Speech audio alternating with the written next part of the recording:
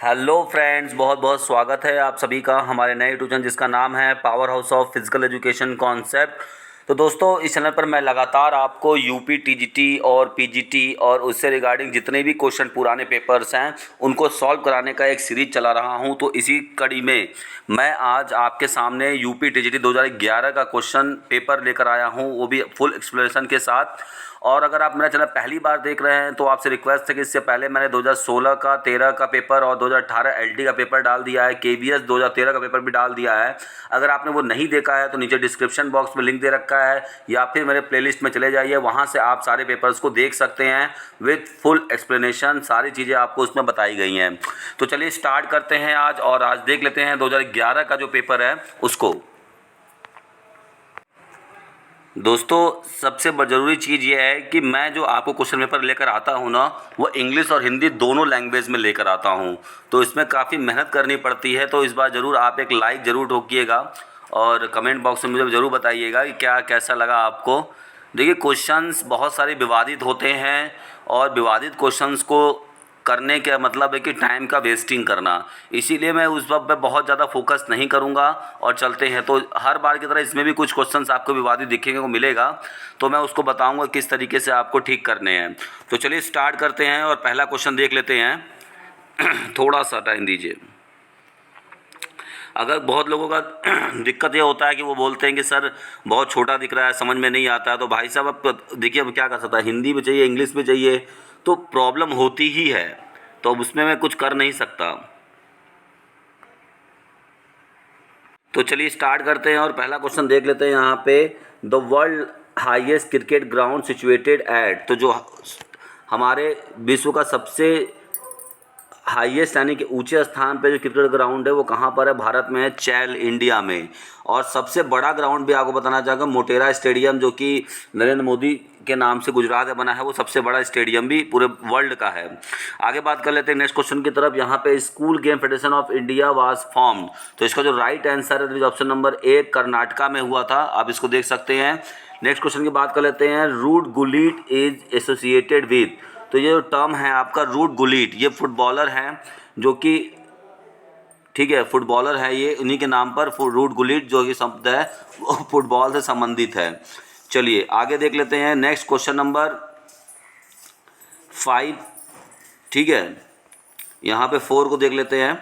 तो question number 4 क्या कह रहा है, इसको देख लेते हैं। तो क्वेश्चन नंबर 4 आपका बोल रहा है, Karnam Malleswari weightlifter belongs to which state, तो जो कर्णम मल्लेश्वरी है वो किस राज्य से, भारत के किस राज्य से संबंधित हैं? तो वो आपका ऑप्शन नंबर ए सही हो जाएगा, आंध्र प्रदेश। ठीक है, आगे बढ़ते हैं। क्वेश्चन नंबर 5वां देखते हैं। Dick Fosbury who invented the Fosbury flop style in high jump, वो किस देश से संबंधित है जिन्होंने फॉसबेरी फ्लॉप टेक्निक का यूज किया था? ठीक है, ये हाई जंप में, तो वो कहाँ के रहने वाले थे? तो USA. Option number A is correct. आगे बढ़ते हैं। क्वेश्चन नंबर 6 को देख लेते हैं कि सिंथेटिक ट्रैक को पहली बार ओलंपिक में कब इस्तेमाल किया गया? तो इसका जो राइट आंसर है ऑप्शन नंबर ए, 1968 मैक्सिको ओलंपिक में। आगे चलते हैं। क्वेश्चन नंबर 7, 8, 9, देखिए थोड़ा सा छोटा आपको लग रहा होगा। तो यहाँ नेक्स्ट है कि first world cup athletic championship was held at, तो ये आपका हुआ था option number B, that is Helsinki में हुआ था। ठीक है, आगे बढ़ते हैं और नेक्स्ट क्वेश्चन को देख लेते हैं। यहाँ पर है कि in which state is the Britannia Amritraj tennis academy, तो इसका जो राइट आंसर है ऑप्शन नंबर ए, केरला में स्थित है। ऑप्शन नंबर यहाँ क्वेश्चन नंबर 9 को देखते हैं। पुगलिस किसको कहा जाता है? तो पुगलिस जो होते हैं वो बॉक्सर को बोले जाते हैं। Option number C is correct. Next question देख लेते हैं कि option number 10, word tee off, तो एक टर्म होता है वर्ड टी ऑफ, ये किस में इस्तेमाल किया जाता है? तो option number C, that is golf में। गोल्फ में टी ऑफ शब्द यूज किया जाता है। आगे बढ़ते हैं और क्वेश्चन नंबर 11 को देख लेते हैं। क्वेश्चन नंबर 11 क्या कह रहा है यहाँ पे कि the term the headquarter of world physical education congress are located in, तो इसका जो राइट आंसर है that is option number B, USA में लोकेटेड है। नेक्स्ट क्वेश्चन आपका पूछ रहा है कि water therapy is also known as, तो वाटर थेरेपी को हाइड्रोथेरेपी, ऑप्शन नंबर सी, के नाम से जाना जाता है। हाइड्रोथेरेपी भी कहते हैं इसको। तो हिंदी में देखिए पेपर को मैंने इकट्ठा किया, उसके बाद आपको चीज़ें बताई, तो थोड़ा सा टाइम लग जाता है इसमें, और इसी वजह से शायद मैं पेपर नहीं डाल पा रहा था आपके लिए। चलिए क्वेश्चन नंबर 13 को देख लेते हैं। The cell is surrounded by, तो जो सेल होता है वो किससे सराउंडेड होता है, तो इसका जो आपका राइट आंसर है that is option number B, plasma membrane से होता है। आगे चलते हैं, क्वेश्चन नंबर 14 को देख लेते हैं। The inside of the cell is compose largely thick fluid, तो कोशिका के अंदर जो गाढ़ा तरल पदार्थ होता है वो किस चीज़ का होता है, तो option number C that is cytoplasm. आगे बढ़ते हैं, क्वेश्चन नंबर 15 को देख लेते हैं। A small child can not ride a bicycle because, तो कोई छोटा बच्चा है जो साइकिल नहीं चला पाता है, तो इसका जो राइट आंसर है that is option number A, maturity की कमी से, यानी परिपक्वता की कमी से वो साइकिल चलाना नहीं सीख पाता है, क्योंकि उसके जो मोटर डेवलपमेंट है वो ठीक से नहीं हो पा रहे हैं। आगे बात कर लेते हैं, क्वेश्चन नंबर 16 को देख लेते हैं। तो यहाँ पे है कि organelles of the cell called protein factory, तो सेल के ऑर्गेनल्स यानी कोशिका के किस भाग को प्रोटीन की फैक्ट्री कहा जाता है, तो इसका जो राइट आंसर है option number C that is ribosome को। यहाँ पे क्वेश्चन नंबर 17 को देख लेते हैं कि organelles of the cell called cellular garbage disposal, तो इसे हम किसको सेलुलर गार्बेज डिस्पोजल कहते हैं, ठीक है। तो इसका जो राइट आंसर हो जाएगा that is option number B, lysosome को। आगे चलते हैं, नेक्स्ट क्वेश्चन नंबर 18 को देख लेते हैं। क्वेश्चन नंबर 18 क्या कह रहा है आपका कि organelles of the cell called power plant, तो किसको हम पावर प्लांट के नाम से जानते हैं, तो इसका जो राइट आंसर है that is option number D, mitochondria को पावर प्लांट के नाम से जाना जाता है। नेक्स्ट क्वेश्चन आपका कह रहा है कि डीएनए किस पर स्टैंड होता है, तो डीएनए जो है आपका डीऑक्सी, ठीक है, deoxyribonucleic acid, option number B इसका करेक्ट है। आगे बढ़ते हैं, क्वेश्चन नंबर 20 को देख लेते हैं। क्वेश्चन नंबर 20 है कि types of tissue that helps to connect the tissue to each other, तो कौन तरीके का टिश्यू होता है जो एक दूसरे को जोड़ता है, तो वो होता है connective tissue, option number B is correct. आगे बढ़ते हैं, क्वेश्चन नंबर 21 को देख लेते हैं। क्वेश्चन नंबर 21 है number of organs in nervous system, तो यहाँ पे देखिए नर्वस सिस्टम के जो ऑर्गन्स है उसकी बात कर रहा है, तो यानी कि सीएनएस और पीएनएस यानी सेंट्रल नर्वस सिस्टम और पेरिफेरल नर्वस सिस्टम, तो यहाँ पर इसके हिसाब से दो ऑप्शन सही हो जाएगा, ऑप्शन नंबर सी। आगे बढ़ते हैं, नेक्स्ट क्वेश्चन को देख लेते हैं कि which helps to transmit nerve impulse away from the cell body, तो इसका जो राइट आंसर होगा that is option number B that is axon. Axon जो होता है कि वो इम्पल्स को सेल बॉडी से दूर ले जाता है। क्वेश्चन नंबर 23 को देख लेते हैं। यहाँ पे कह रहा है कि विच of the following is carried by the blood, blood के द्वारा इसमें से क्या लिया जाता है, संचारित किया जाता है, ब्लड क्या क्या संचारित करता है, तो option number D, oxygen, enzyme, hormone, से तीनों को संचारित करता है ब्लड। नेक्स्ट पढ़ते थे question number 24, main element of human bone it, तो ह्यूमन के बोन में हड्डियों में किसका एलिमेंट ज़्यादा होता है, किस न्यूट्रिएंट्स का, तो यहाँ पे calcium, option number B is correct, calcium और फॉस्फोरस दोनों का होता है। आगे बढ़ते हैं और नेक्स्ट देख लेते हैं क्वेश्चन नंबर 25। क्वेश्चन नंबर 25 क्या कह रहा है आपका कि volume of air taken in per minute, तो volume of air taken in per minute, इसका जो राइट आंसर है option number A, respiratory minute volume कहते हैं, ठीक है। आगे बढ़ते हैं, क्वेश्चन नंबर 26 को देख लेते हैं। Central nervous system consist of, तो सेंट्रल नर्वस सिस्टम किससे कंसिस्ट होता है, किससे मिलकर बनता है, तो option number A that is brain and spinal cord, spinal column, ठीक है, यहाँ कॉर्ड होना चाहिए। आगे बढ़ते हैं, क्वेश्चन नंबर 27 को देख लेते हैं। Autonomic nervous system controls the, तो ऑटोनॉमिक नर्वस सिस्टम किसको कंट्रोल करता है आपको ये बताना है, तो इसका जो राइट आंसर होगा that is option number A, internal organs, option number A is correct. आगे बढ़ते हैं, क्वेश्चन नंबर 28 को देख लेते हैं। क्वेश्चन नंबर 28 कह रहा है the role of dendrite in to collect the impulse from other neurons and carry them, तो जो डेंड्राइट की भूमिका है अन्य न्यूरॉन से आवेश को उनको उधर की तरफ ले जाना, ठीक है। तो जो आप देखे होंगे इम्पल्स जो होते हैं न्यूरॉन्स में, वो डेंड्राइट क्या करता है, कहाँ से कहाँ ले जाता है, आपको ये बताना है, तो इसका जो राइट आंसर है that is option number D, cell body की तरफ, टूवर्ड्स द सेल बॉडी। आगे बढ़ते हैं नेक्स्ट क्वेश्चन की तरफ। वहाँ पे बात कर रहा है कि gland situated on the upper lobe of kidney, आपने किडनी के ऊपर दो ग्लैंड देखे होंगे, उसे क्या कहा जाता है, that is option number B, adrenal gland होता है, एडर्नल ग्लैंड, ठीक है।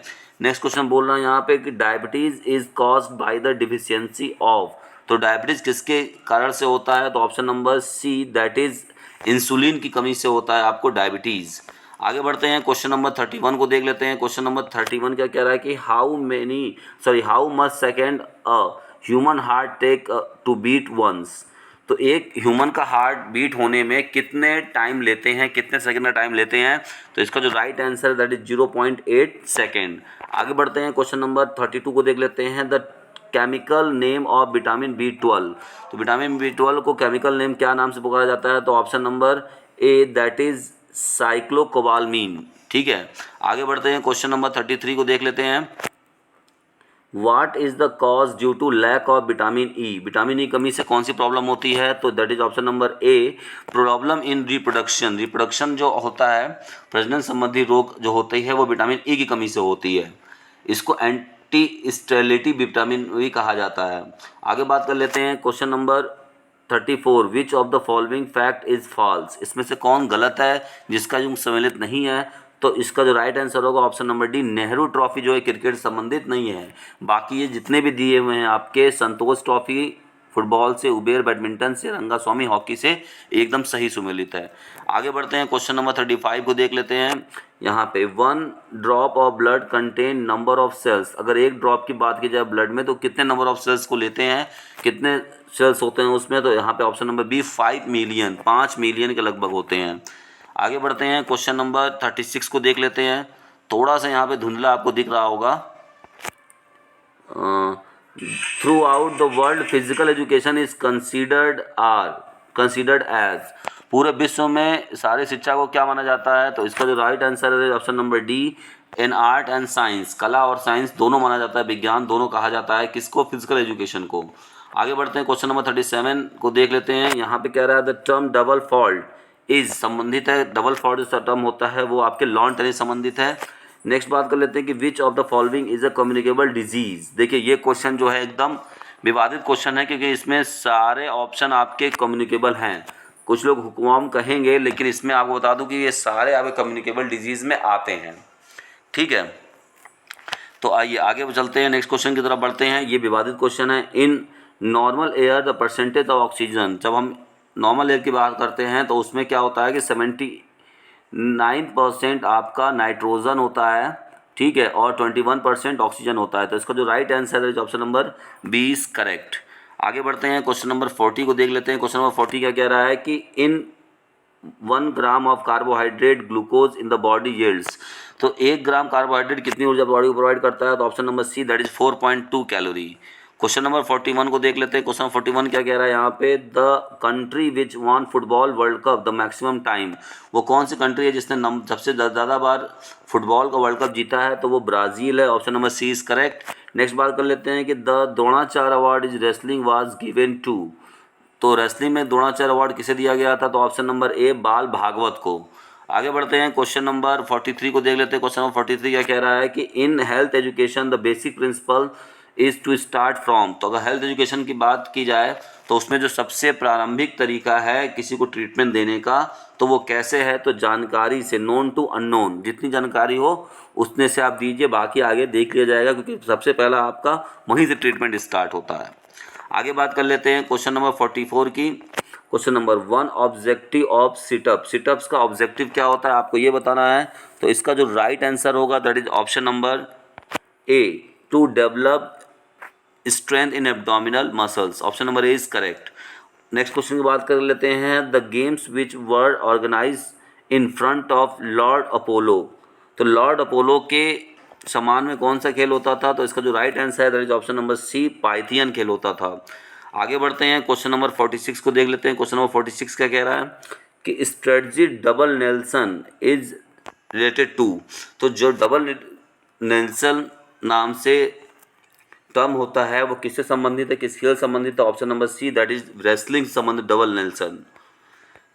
आइए क्वेश्चन नंबर 47 को देख लेते हैं। क्वेश्चन नंबर 47 है, determinant of health primarily is. तो हेल्थ मुख्यतः स्वास्थ्य किस पर निर्भर करता है? तो इसका जो right answer that is option number B, biological capacity पर निर्भर करता है आपका स्वास्थ्य। ठीक है, नेक्स्ट बात कर लेते हैं, the centre control point of cell. तो इसका जो राइट आंसर है ऑप्शन नंबर बी, न्यूक्लियस। आगे बात कर लेते हैं, which type of bandage is used on finger injury. तो इसका जो राइट आंसर है option number A, roller bandage. Roller bandage क्या होता है आपका उंगली में चोट लगने पर इस्तेमाल किया जाता है। आइए आगे बात कर लेते हैं, क्वेश्चन नंबर 50 की तरफ चलते हैं। Fitness refers to. तो फिटनेस किससे संबंधित होता है? तो फिटनेस आपकी जो इंटरनल कैपेसिटी होती है ना उससे संबंधित होता है। तो दोस्तों देखिए, पेपर एग्जामिनर दो तरीके से सेट करता है, या तो वो क्वेश्चन खुद नए बनाता है या फिर वो क्वेश्चंस को कॉपी करता है। लेकिन कॉपी कौन से क्वेश्चन को करता है? जो क्वेश्चन कहीं ना कहीं एग्जाम में पूछे गए हों। वो कभी भी उन क्वेश्चन को उठा के नहीं पूछेगा जो आप प्रैक्टिस सेट में लगाते हो, जैसे कि विद्या का है, चित्रा का है और अरिहंत का आता है, और भी जितने प्रैक्टिस सेट हैं। अगर आप बुक पे प्रैक्टिस कर रहे हो तो वो प्रैक्टिस, अगर क्वेश्चन पुराने एग्जाम में पूछे गए हैं उन पर प्रैक्टिस कर रहे हो तो आपकी तैयारी अच्छी है, क्योंकि एक महीने में आप थ्योरी नॉलेज नहीं ले पाओगे। तो ये आप समझिए बात को। आगे चलते हैं, नेक्स्ट देख लेते हैं question number 51। Maulana Azad trophy is awarded for overall game champion at. तो मौलाना अबुल कलाम आज़ाद कब दिया जाता है? मौलाना अबुल आज़ाद ट्रॉफी जो होती है वो इंटर यूनिवर्सिटी लेवल पे दिया जाता है, विश्वविद्यालय स्तर पे, ठीक है। तो यहाँ पे option number B is correct. आगे बढ़ते हैं, क्वेश्चन नंबर 52 को देख लेते हैं। स्कूल, यहाँ बोला school health records are used by. तो स्कूल हेल्थ रिकॉर्ड किसको द्वारा यूज किया जाता है? तो option number C, physical education teacher के द्वारा। इंसुलिन इज प्रोड्यूस्ड बाय, तो प्रोड्यूस्ड इन, इंसुलिन किसके द्वारा वो किया जाता है, निकाला जाता है, उत्पन्न किया जाता है? ऑप्शन नंबर बी, पेनक्रियाज के द्वारा किया जाता है। आगे बात कर लेते हैं question number 54। The part of the respiratory system responsible for speech. तो स्पीच के लिए कौन सा आपका पार्ट रिस्पॉन्सिबल होता है? तो इसका जो राइट आंसर है ऑप्शन नंबर डी। अब देखिए, इसको याद कैसे आप कर सकते हैं? इसको याद करने का है कि जब आप स्पीच देते हैं तो लाउडनेस होती है। क्या होती है? लाउडनेस, लाउड होता है। तो लाउडनेस जो होती है तो उसमें आप देखे होंगे किसका नाम आ रहा है? एल से नाम आ रहा है। तो एल से यानी लेरिक्स को आप रखेंगे, तो एल यानी लेरिक्स से, वहाँ से आप इसको रिलेट करके याद कर सकते हैं। मैंने ऐसे ही याद किया हुआ था। तो लाउडनेस किसके द्वारा होती है? लिरिक्स यहाँ पे आप बता देंगे, नहीं तो ऐसे याद करते रहेंगे फिर बार बार भूलते रहेंगे और कन्फ्यूजन बढ़ता रहेगा। आगे बढ़ते हैं नेक्स्ट क्वेश्चन की तरफ। Cricketer is known as palm tree hitter. Palm tree hitter के नाम से कौन फेमस क्रिकेटर था? वो थे option number D, Polly Umrigar. Next question की तरफ बढ़ते हैं। Number of bones in vertebra column. अब देखिए यहाँ पर तो बहुत अच्छे से दे रखा है, यहाँ पर ये हो जाएगा आपका 33। लेकिन एक चीज़ आप जान लीजिए, कभी कभी आपको ऑप्शन में 26 भी देखने को मिलेगा और कभी कभी 33 देखने को मिलेगा। तब आप क्या करेंगे? तो उस समय आप 26 को मानेंगे सही, क्योंकि एडल्ट में क्या होता है, एडल्ट में आपका 26 वर्टिब्रा कॉलम हो जाते हैं। जो 7 होते हैं वो इन्फ्यूज हो जाते हैं। आपने अगर पढ़ा होगा तो इस बात को आप जानते होंगे। चलिए आगे बढ़ते हैं और नेक्स्ट क्वेश्चन की तरफ बढ़ते हैं। क्वेश्चन नंबर 57 को देख लेते हैं। ये कह रहा है कि गुरु Hanuman receive Dronacharya award for the game. तो गुरु हनुमान जो थे उन्हें किस खेल के लिए द्रोणाचार्य अवार्ड दिया गया था? इसका ऑप्शन नंबर सी, रेसलिंग के लिए दिया गया था। आगे बढ़ते हैं नेक्स्ट क्वेश्चन की तरफ, वहाँ देख लेते हैं। Disease that is not categorised as a communicable disease. इनमें से वह कौन है जिसे कम्युनिकेबल डिजीज नहीं माना जाता है? तो ऑप्शन नंबर ए, डायबिटीज़। मधुमेह रोग जो होता है वो साइकोसोमेटिक रोग होता है, ना कि कम्युनिकेबल होता है। आगे बढ़ते हैं क्वेश्चन नंबर 59। तो क्वेश्चन नंबर 59 को देख लेते हैं। क्वेश्चन नंबर 59 यहाँ क्या कह रहा है कि physical education is, physical education क्या है आपको ये बताना है। तो फिजिकल एजुकेशन आपको बताना है, तो इसका जो राइट आंसर होगा that is option number A, allround development of a human body या ह्यूमन बीइंग, ठीक है। ये आपका है फिजिकल एजुकेशन का मतलब। नेक्स्ट बात कर लेते हैं, master gland in human body. Human body में मास्टर ग्लैंड किसे कहते हैं? तो that is option number C, pituitary gland, जो कि सबसे छोटा ग्लैंड होता है, इसे हम मास्टर ग्लैंड के नाम से भी जानते हैं। आगे बात कर लेते हैं question number 61। Number of hurdles in 110 metre hurdle race. तो 110 मीटर के हर्डल रेस में कितने नंबर ऑफ हर्डल्स होते हैं? तो that is option number C, 10 होते हैं। अब एक बात याद रखिए, लड़कियों के लिए जो हर्डल रेस होता है वो 100 मीटर का होता है, ठीक है। लड़कों के लिए जो होता है 110 मीटर का हर्डल रेस होता है, और एक होता है 400 मीटर का। ये दोनों डिस्टेंस बराबर होती हैं, ठीक है। तो लेकिन तीनों में जो नंबर ऑफ हर्डल्स होंगे ना, वो हमेशा आपके हर्डल्स कितना होगा? 10 होगा, ठीक है। कितने होंगे? 10 हर्डल होंगे। लेकिन जब आप स्टीपल चेज की बात कर लेते हैं, आइए बात कर लेते हैं एक बार स्टीपल चेज की। अगर आप स्टीपल चेज की बात कर रहे होते हैं, स्टीपल चेज जो है वो 3000 मीटर का होता है। 3000 मीटर का स्टीपल चेज होता है। अब उसमें क्या होता है कि 5 हर्डल होते हैं, ठीक है। 4 होते हैं ट्रैक हर्डल और एक होता है वाटर जंप हर्डल, ठीक है। तो ये बात आप याद रखिए, कभी कभी ये पूछ सकता है आपसे क्वेश्चन, इसीलिए मैंने इसको डिस्क्राइब कर दिया। आगे बढ़ते हैं और क्वेश्चन नंबर 62 को देख लेते हैं। क्वेश्चन नंबर 62 क्या कह रहा है कि command method is use to teach. तो इसका जो राइट आंसर होगा कमांड मेथड, मोस्टली आपको 5 पास में देखने को मिलेगा। ठीक है, ट्रैक एंड फील्ड में भी कमांड दिया जाता है, एथलीट ऑन योर मार्क वगैरह, तो वो उससे मतलब नहीं है। यहाँ पे ये आपका मार्च पास सबसे सही एग्जाम्पल और सही आंसर होगा। क्वेश्चन नंबर 63 को देख लेते हैं। फाइल्स आर नॉट फ्लाइज होगा यहाँ पे, और फ्लाइज मतलब कि जो मक्खियाँ हैं वो किसके कैरियर, मतलब किसके संवाहन नहीं करते, किस रोग के संवाहन नहीं करते हैं। तो यहाँ बताना है येलो फीवर जो था मक्खियों से नहीं फैलता है। तो ये रहा आज का सेशन, और आई होप कि आपको सेशन अच्छा लगा होगा। तो बहुत सारे विवादित क्वेश्चन हैं, मैं आपके सामने देखिए जितने भी यूपी टीजीटी के हैं, तो मेरे हिसाब से अगर मैंने एनालिसिस किया हुआ है तो जिस तरीके के आजकल पैटर्न हो गए हैं ना, इस पैटर्न में मुझे नहीं लग रहा है कि 2010 से नीचे वाले जो यूपी टीजीटी के पेपर आए हुए हैं उनमें से कुछ क्वेश्चंस आपको देखने को मिलेंगे। क्योंकि मेरे हिसाब से 2011, 13, 16 और इसके भी पीजीटी 2015 का पीजीटी, 2011 का पीजीटी, 2016 का पीजीटी का पेपर मैं इसके बाद डालूंगा, ताकि आपको वो पीजीटी का पेपर बहुत अच्छा है, उसे एक बार ज़रूर आप लगाइएगा, क्योंकि उसके क्वालिटी ऑफ क्वेश्चंस बहुत अच्छे हैं। इसके बाद मैं आपके केंद्रीय विद्यालय के पूरे पेपर को सॉल्व करा दूंगा, फिर नवोदय विद्यालय के 3 साल के पेपर हैं उनको सॉल्व कराऊंगा, बचे कुछ टाइम में मैं आगे पेपर कराता रहूँगा। तो मिलते हैं नेक्स्ट वीडियो में, ऐसे ही देखते रहिए, लोगों को शेयर करते रहिए। Thank you very much.